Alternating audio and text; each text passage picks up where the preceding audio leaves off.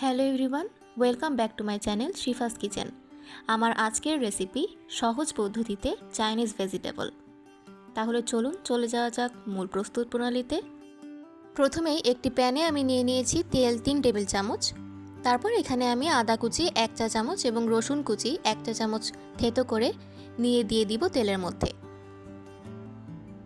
আদা রসুনের কাঁচা গন্ধটা দূর না হওয়া পর্যন্ত নেড়েচেড়ে নিব।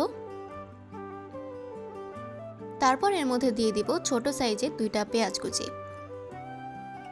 কুচি দিয়ে হালকা নেড়েচেড়ে আমি এর মধ্যে দিয়ে দিব ফালি করা কাঁচামরিচ 5 থেকে 6টি।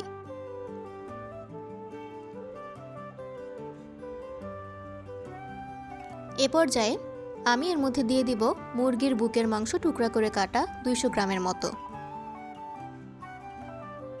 মাংসটা দিয়ে এটা ভালো করে হালকা ভেজে নিব। ভাজা হয়ে গেলে এর মধ্যে দিয়ে দিব স্বাদমতো লবণ। তারপর আবারও হালকা নেড়েচেড়ে এর মধ্যে দিয়ে দিব পেঁপে 1.5 কাপ।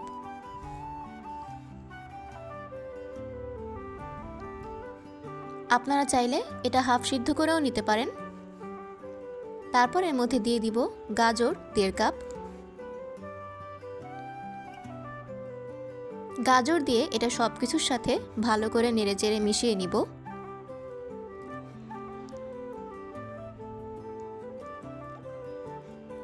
এরপর আমি এর মধ্যে দিয়ে দিব বরবটি 1.5 কাপ।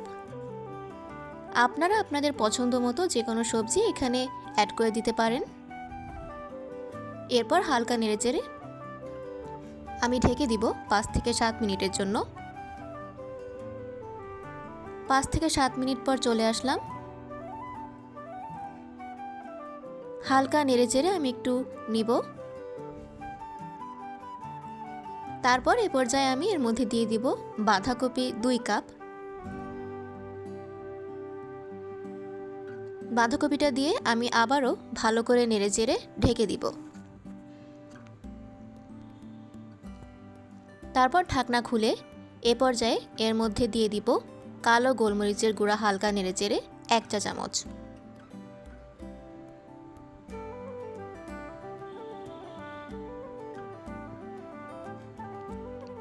আপনারা চাইলে সাদা গোলমরিচ গুঁড়াও অ্যাড করতে পারেন।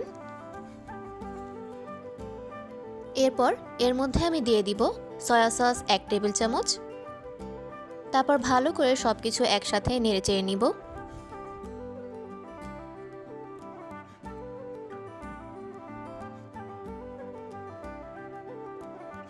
এরপর এ পর্যায়ে দিয়ে দিব পরিমাণ মতো নরমাল পানি সিদ্ধ হওয়ার জন্য। আমি এখানে 2 কাপের মতো পানি দিয়ে দিয়েছি। আপনারা পরিমাণ মতো বুঝে পানিটা দিয়ে দিবেন। অফ ক্যামেরায় আমি ঢাকনা দিয়ে ঢেকে রেখে দিয়েছিলাম। এখন ঢাকনা খুলে এর মধ্যে আমি দিয়ে দিব পেঁয়াজ কিউব করে কাটা হাফ কাপ।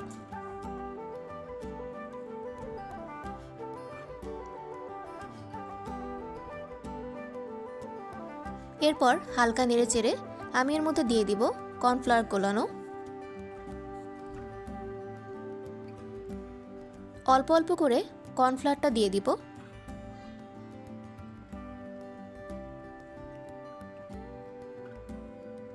কর্নফ্লাওয়ারটা দিয়ে হালকা নেড়েচেড়ে নিব।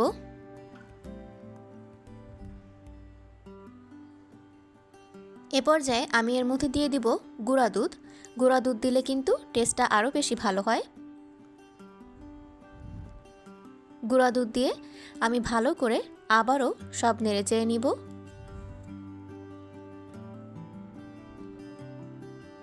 তারপর এর মধ্যে আমি দিয়ে দিব টেস্টের জন্য সামান্য চিনি। চিনিটা দিয়ে হালকা নেড়েচেড়ে এ পর্যায়ে দিয়ে দিব ফ্লেভারের জন্য ঘি 1 টেবিল চামচ।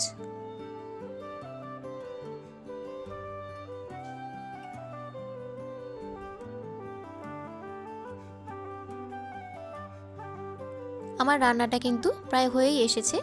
এখন আমি ঢেকে দমে রেখে দিব 5 মিনিটের জন্য। 5 মিনিট পর চলে আসলাম। দেখতেই পাচ্ছেন আমার ভেজিটেবলসটা কিন্তু পারফেক্টলি কুকড হয়েছে এবং পারফেক্ট একটা থিকনেস এসেছে।